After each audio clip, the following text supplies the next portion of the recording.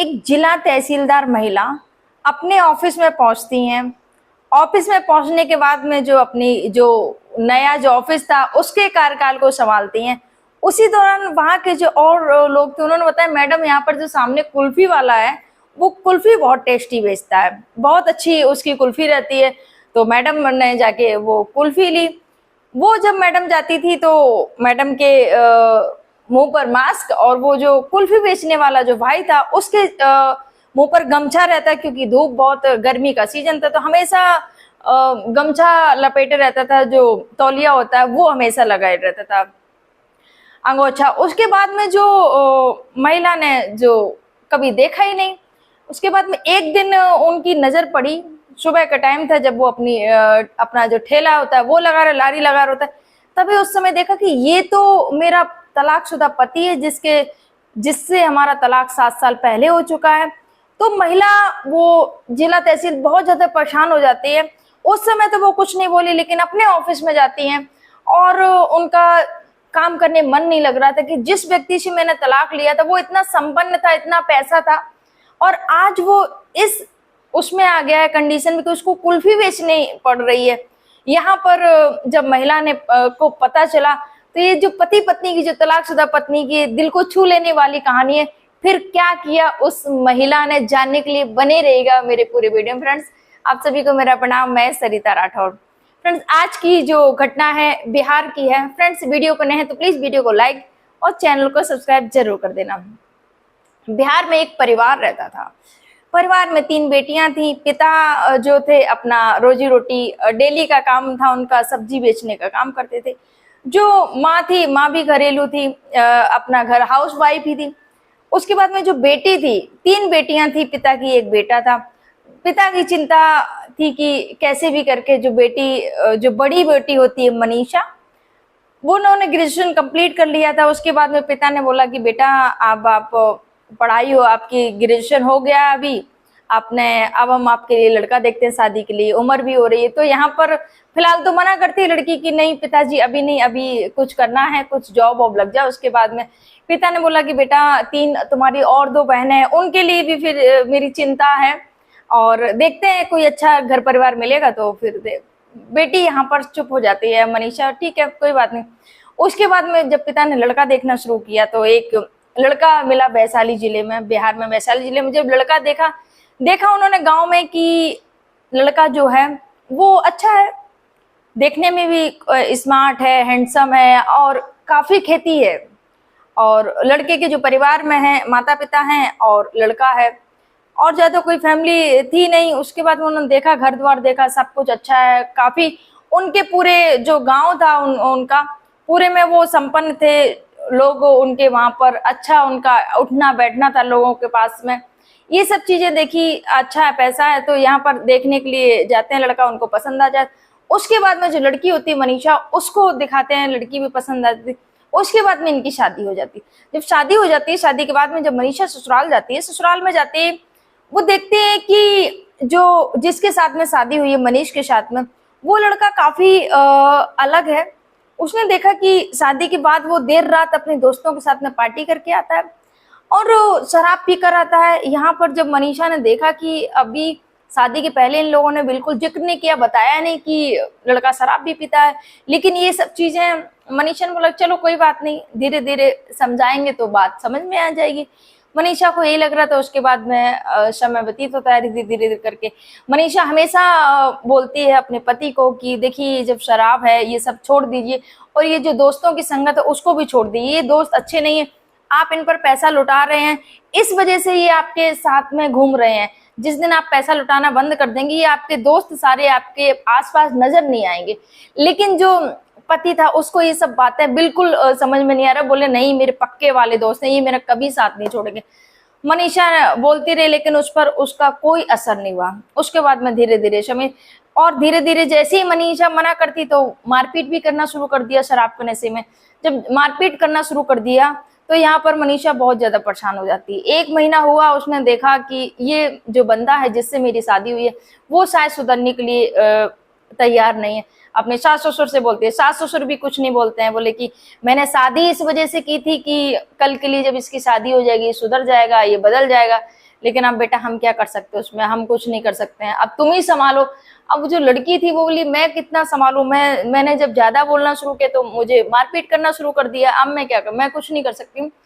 लड़की होती अपने पिता को कॉल करती है रोते हुए, बोली पापा से फोन किया और बोला कि पापा इससे तो अच्छा मैं ना रहूं तो अच्छा। तो पिता की आंखों में आंसू भर गए, बेटा क्या हुआ, अभी तो शादी हुई और ऐसी क्यों बोल रही हो, क्या बात होगी। तो बेटी ने पूरी बात बताई। उसके बाद में बेटी ने बोला पिताजी मुझे यहाँ नहीं रहना है।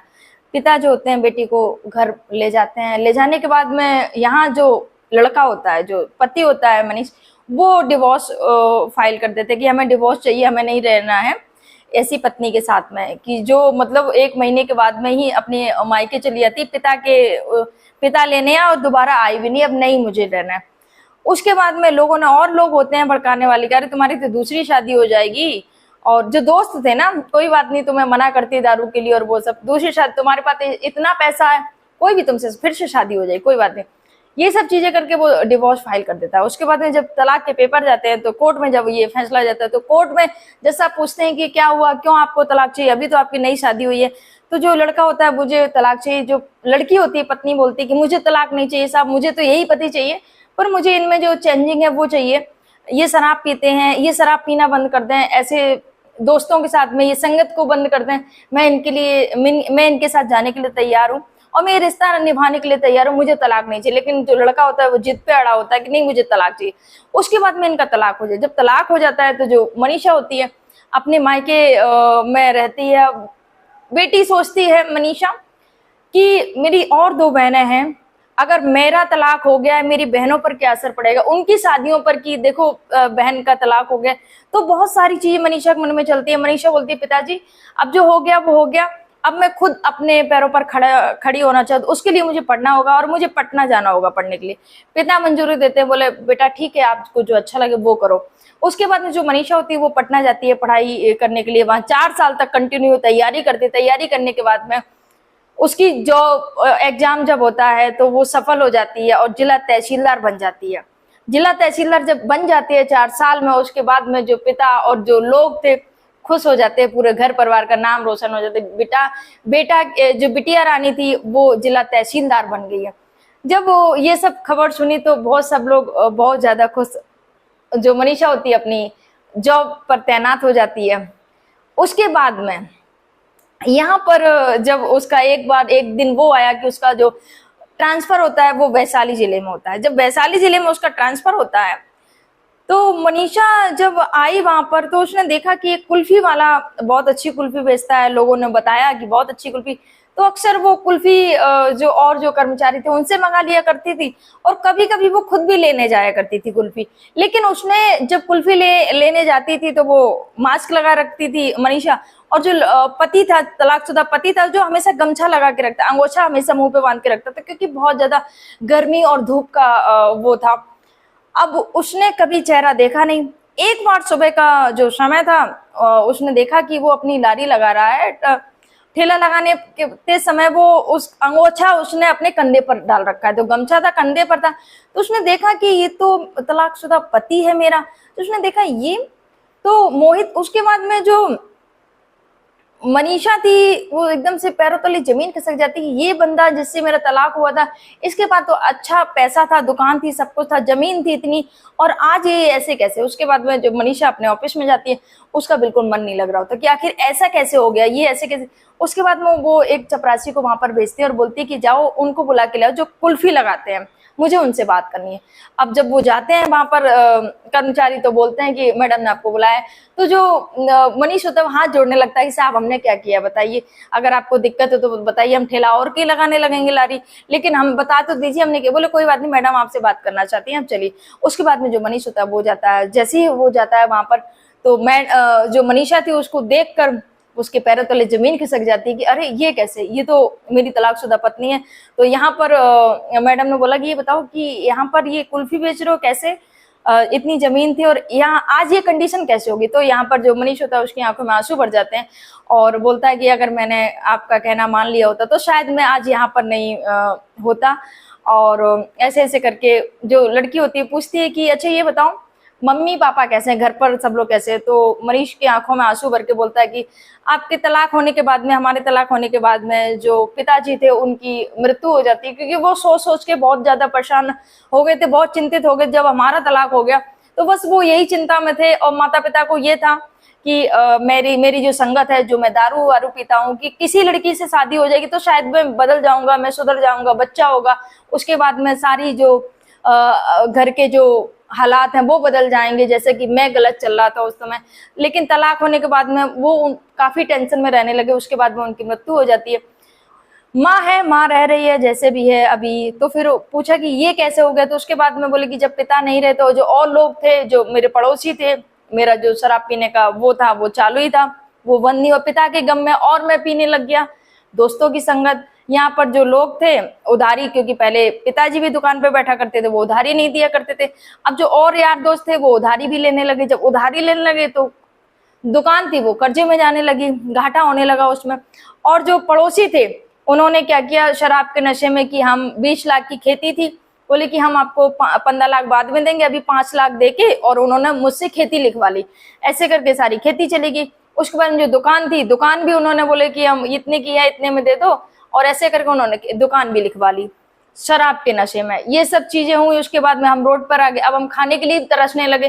जो यार दोस्त हमारे चारों ओर घूमते थे वो उन सबने किनारा कर लिया, कोई पूछने नहीं आता। तब जाके जब पैसे नहीं रहे तब जाके मेरी दारू वो छूटी, और अब जाके मुझे अकल है। उसके बाद में मैंने कोई काम नहीं दिख रहा तो ये लारी लगाना शुरू कर दिया, कुल्फी बेचना शुरू कर दिए। यहाँ पर जब महिला को पता चला तो महिला सोच के परेशान हो गई कि ये क्या हुआ। उसके बाद में महिला ने बोला कि सुनो मनीष, यहाँ से जाओ और जो कागज हैं वो सारे कागज मैं देखती हूँ, यहाँ से भिजवाती हूँ, और जो भी खतौनी के कागज है और जो भी है तो वहां लेखपाल से बात करूंगी, और तुम्हारे साथ में जो भी गलत हुआ है तुम्हें न्याय दिलाऊंगी। और सुनो एक चीज मैं बताऊं, यहाँ पर किसी को ये भनक मत लगने देना कि हमारा पति पत्नी का रिश्ता, हम तलाकशुदा पति पत्नी है, ये किसी को मत बताना। उसके बाद में जो मोहित होता है वो वहां से चला जाता है। जो मैडम होती है लेखपाल द्वारा, वो सब जो उनके जमीन के कागजात होते हैं वो सब उनको वापस करवाती है। जो गांव के जो और लोग थे बोले कि इसका आखिर कौन साथ दे रहा है, ये सब चीजें, इसका पिता नहीं है, पत्नी का तलाक हो चुका है, कौन है इसके, वो सब टेंशन में होते हैं आखिर कौन है इसके पीछे। उसके बाद में जो मोहित होता है अपनी पत्नी से बोलता है मनीषा से कि मनीषा मैं काफी बदल गया हूँ, अगर तुम चाहो तो फिर से हम एक हो सकते हैं, एक साथ रह सकते हैं। तो मनीषा बोलती है कि मुझे थोड़ा समय चाहिए, मैं जरूर इस पर विचार करूंगी। उसके बाद में जो मनीषा होती है इस पर विचार करती है, अपने पापा से बात करती है। पापा बोले बेटा आपका फैसला है, आपको जो सही लगे वो करिएगा।